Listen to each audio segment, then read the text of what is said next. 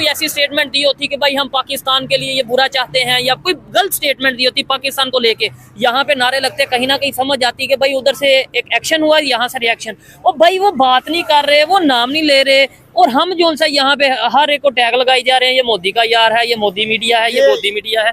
असल में ना हमारे यहाँ जो पॉलिटिक्स होती है ना, बेसिकली ये पंजाब असेंबली में वाकया पेश आया, और हमारे यहाँ जो पॉलिटिक्स होती है वो एस्टेब्लिशमेंट प्रो होती है। अगर आपने एस्टेब्लिशमेंट को खुश करना है तो आपको इस तरह के नारे लगाने पड़ते हैं। जब आप इस तरह के नारे लगाएंगे तो आपकी पॉपुलैरिटी अगर जीरो भी होगी तो आपको उठा के किसी अच्छे ओहदे पे और किसी कोई ना कोई मिनिस्ट्री मिल जाती है।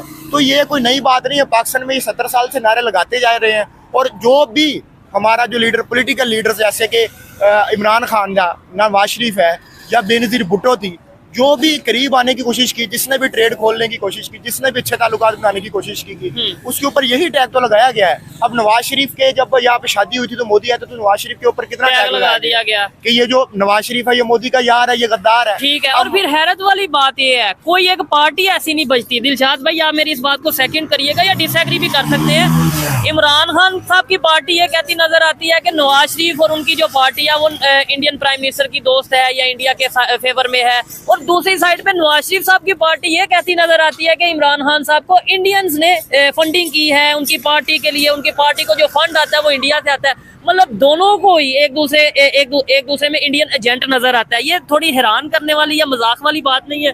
देखिए, इंडियन एजेंट इसलिए नजर आता है ना क्योंकि हमारी जो पॉलिटिक्स है वो बेसिकली इंडियन एक तो इस मामले पे चलती है, और दूसरा एस्टेब्लिशमेंट का बीच में रोल होता है। और एस्टेब्लिशमेंट जब तक पाकिस्तान के अंदर मौजूद है, कभी भी नहीं पाकिस्तान और इंडिया के ताल्लुकात बेहतर हो सकते। और ये तभी हो सकते हैं कि जब आवाम जो है उनके अंदर एक शऊर पैदा किया जाए, उनको अवेयरनेस दी जाए ताकि वो इस मामले को समझे। और जब तक ये मामला चलता रहेगा मुझे नहीं लगता कि ये चीजें ठीक होंगी। लेकिन अब ये दोनों तरफ से नारे इसलिए लगाए जाते हैं ताकि हम एस्टेब्लिशमेंट के और करीब हो जाए, एस्टेब्लिशमेंट की गोद में जाके बैठ जाएं। क्योंकि एस्टेब्लिशमेंट की गोद में जाके बैठेंगे तो आपको रिवार्ड हुकूमत के तौर पे मिलेगा, और वो हुकूमत एक पपिट होगी। ठीक है। नहीं, एक पर्सपेक्टिव ये भी था कि भाई नवाज शरीफ की गवर्नमेंट आएगी, उनकी गवर्नमेंट आएगी तो इंडिया के साथ रिलेशन बेहतर हो जाएंगे, एटलीस्ट ट्रेड दोबारा से रिज्यूम हो जाएगी। लेकिन आपको लगता है कि ऐसे अगर नारे लगेंगे तो ट्रेड दोबारा से हो पाएगी? और दूसरे नंबर पे मुझे ये क्लियर नजर आ रहा है कि जब तक हमारे यहाँ। नमस्कार दोस्तों, जैसा कि आपको पता ही होगा कि आए दिन पाकिस्तान में भारत की चर्चा होती रहती है, और इन दिनों पाकिस्तान के जो नागरिक हैं और वहाँ पर ये चर्चा हो रही है कि क्या भारत के प्रधानमंत्री श्री नरेंद्र मोदी जी पाकिस्तान के प्रेसिडेंट से फ्रेंडशिप करेंगे।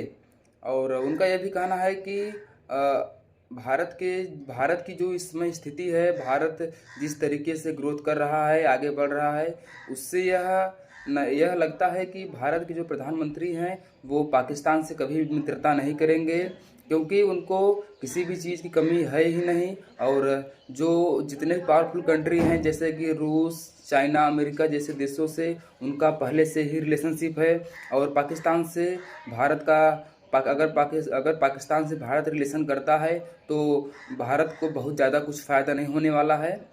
तो इससे यह लगता है कि भारत कभी भी पाकिस्तान से दोस्ती करना नहीं चाहेगा। और कुछ पाकिस्तानियों का कहना है कि जो इस समय जिस तेज़ी के साथ भारत इस समय सभी देशों से मित्रता करता जा रहा है, वो आगे चलकर बहुत ही पावरफुल कंट्री बन जाएगा। और बाकी आप वीडियो में देखिए। हमारी चेक कर लें कि हम अभी भी उन 75 साल के घिसे पिटे नारे, अमेरिका का जो यार है वो गद्दार है, इंडिया का जो यार है वो गद्दार है, जो करवा रहा है वो अमेरिका करवा रहा है, तो आप ये नारे जब तक ये लॉलीपॉप लोगों को देते रहेंगे। और कश्मीर, हमारा मेन मसला उनके साथ कश्मीर वाला जो हमें बताया जाता है, मैं समझता हूं कश्मीर का भी मसला कोई नहीं, ये बनाया गया है। कश्मीर का मसला बेसिकली बनाया गया है, वो इसलिए बनाया गया क्योंकि देखिए ना, हमारा सिर्फ मसला टसल चलती आ रही है इंडिया के साथ, और उसके लिए हमें डिफेंस बजट यूज करना पड़ता है, और डिफेंस बजट हमारा सबसे ज्यादा है। आप ये यकीन माने कि मैं इंडियन ऑडियंस को अपने को बताना चाहूंगा, पाकिस्तानी ऑडियंस को भी नहीं पता होगा कि हमारा जो एजुकेशन बजट है वो 100 अरब से भी कम है। अच्छा, 3 फिगर हमारा एजुकेशन बजट नहीं है, जबकि हमारा डिफेंस बजट 1800 अरब रुपए है। अब मुझे बताएं कि हमने 1800 अरब रुपए का डिफेंस बजट का क्या करना है? अगर हमारे इंडिया के साथ अच्छे ताल्लुकात हो जाए तो हम वो 1800 अरब जो है वो अपनी एजुकेशन पे लगाएं, और हमारा हेल्थ का बजट भी 3 बजट से कम है। ठीक ठीक है। है। और हमारी प्रायोरिटीज का ये हिसाब लगा ले कि जो मेट्रो और ऑरेंज लाइन ट्रेन बनाती है इस पे हम अपना सारा बजट यूज कर देते हैं, ठीक है। बजाय ये कि हेल्थ के अंदर इन्वेस्ट करें। ठीक है दिलशाद भाई, और भी आपसे बातें करूंगा, लेकिन जब मैं पब्लिक से ये बात करता हूँ ना कि यार ये क्या वजह, नफरत क्यों यहाँ पे क्रिएट की जाती है, हमारे मीडिया के थ्रू क्यों बताया जाता है कि इंडिया दुश्मन है, इंडियन पॉलिटिशियन दुश्मन है, या इंडिया के नरेंद्र मोदी दुश्मन है, तो मुझे अक्सर ये भी आप बताइएगा जवाब देखने को सुनने को मिलता है कि नहीं भाई ये एक साइड नहीं, दोनों साइड पे ऐसे होता है। जितने भी देखने वाले हैं, चाहे वो इंडिया से हैं, चाहे वो फॉरेन कंट्री से हैं, यूएई में कोई इंडियंस मौजूद हैं, वो कमेंट में जरूर बताइएगा कि क्या आपके भी वहां पे असेंबली में पाकिस्तान को लेके आपके प्राइम मिनिस्टर या आपके असेंबली में जो पॉलिटिशियन है वो इस तरीके से नारे लगाते हैं कि पाकिस्तान का जो यार है वो गद्दार है, या इमरान का जो यार है वो गद्दार है, नवाज शरीफ का जो यार है वो गद्दार है? क्या आपके वहां पे ऐसे नारे लगते हैं? आपने कोई देखा प्रॉपर ऐसे नाम लेके उधर उनकी असेंबली में कह रहे हो कि इमरान खान का जो यार है या नवाज शरीफ का जो यार है वो गद्दार है? नहीं, वहां पे इस तरह का कोई चीज देखने को नहीं मिली। और आप ये देखें कि पाकिस्तान के अंदर जो है ना वो अभी तक हम पहले स्टेज के ऊपर ही हैं, एम्ब्रियो स्टेज के ऊपर ही भी है अभी, कि हम अभी तक पॉलिटिकल स्टेबिलिटी नहीं लेके आ पा बिल्कुल, रहे। ठीक है है, जो हमारा यहाँ पे अभी तक तो हमारी जमहूरियत हमने स्टार्ट ही नहीं की, अभी तो हमने स्टार्ट ही नहीं लिया, और वहां पे जमहूरियत पनप रही है। और देखें अपनी हुकूमत हर टर्म्स अपनी पूरी करती है, प्राइम मिनिस्टर अपनी टर्म पूरी। भारत जिस तेज़ी के साथ इस समय बढ़ रहा है उससे यही लगता है कि भारत आने वाले समय में बहुत ही पावरफुल कंट्री हो जाएगा, और भारत के मुकाबले पाकिस्तान कुछ नहीं रह जाएगा। और भारत जितना पावरफुल देश बन रहा है और पाकिस्तान को वैसा होने में बहुत समय लगेगा, और शायद ये हो भी नहीं पाएगा, क्योंकि इन दिनों भारत बड़े बड़े देशों से अपना फ्रेंडशिप कर रहा है, जैसे कि रूस हो गया, चीन हो गया, अमेरिका हो गया। इन सब देशों से भारत के जो ताल्लुकात हैं बहुत ही बेहतर देखे जा रहे हैं। और जो भारत के प्रधानमंत्री हैं श्री नरेंद्र मोदी जी, वो लगातार विदेश दौरा कर रहे हैं।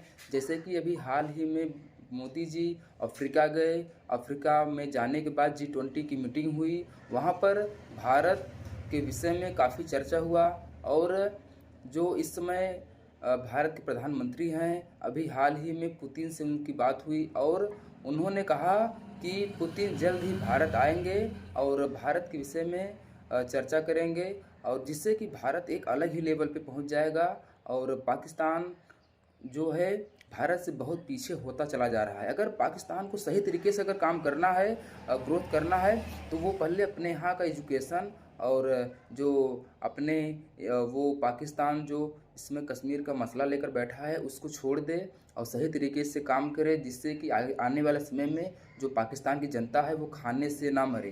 क्योंकि इस समय जो पाकिस्तान की जनता है वो भूख से भी मर रही है, वहाँ पर खाने के लिए बहुत कुछ सही ढंग से नहीं मिल रहा है, जिससे कि आने वाले समय में पाकिस्तान बहुत गरीब देश हो जाएगा। और वो लगभग वो हर देश से जो पाकिस्तान इस समय है वो अभी हर देश से पैसे मांगता है, क्योंकि इस समय पाकिस्तान के पास बहुत कुछ है नहीं। ठीक है, बाकी आप वीडियो में देखिए। लगता है कि मैं गलत हो सकता हूँ, मेरी ऑब्जर्वेशन गलत हो सकती है, लेकिन मुझे ऐसा लगता है अगर यही हालात रहे पाकिस्तान और अफगानिस्तान के दरमियान तो शायद ऐसी ही सिचुएशन बनेगी जैसे इस टाइम इंडिया और पाकिस्तान की है, कि यहाँ से कोई वहाँ नहीं जा सकता, वहाँ से कोई यहाँ नहीं आ सकता, बॉर्डर पे फुल सिक्योरिटी टाइट है। शायद ऐसा ही हमें आने वाले टाइम पे अफगानिस्तान के मामले में देखने को मिल सकता है। यही देखिए ना, ईरान के साथ वो चाबहार बना रहे हैं, ठीक है, इंडिया वाले ठीक है, बांग्लादेश को वो इलेक्ट्रिसिटी सप्लाई कर रहे हैं, ठीक है, अफगानिस्तान के अंदर वो अपनी इन्वेस्टमेंट कर रहे हैं। सऊदी अरब ने अभी रिसेंटली उनके अंदर इन्वेस्टमेंट की है, यूए ने उनको सिविल अवार्ड दिया है, इजिप्ट ने दिया है, ठीक है। उसके बाद आप रशिया यूक्रेन की तरफ आते, रशिया के साथ भी उनके ताल्लुकात अच्छे हैं, हालांकि अमेरिका ने सेक्शंस लगाई हुई हैं, उसके बावजूद वो रशिया से तेल ले रहे हैं, ठीक है। यूक्रेन के प्राइम मिनिस्टर ने ये स्टेटमेंट दी है।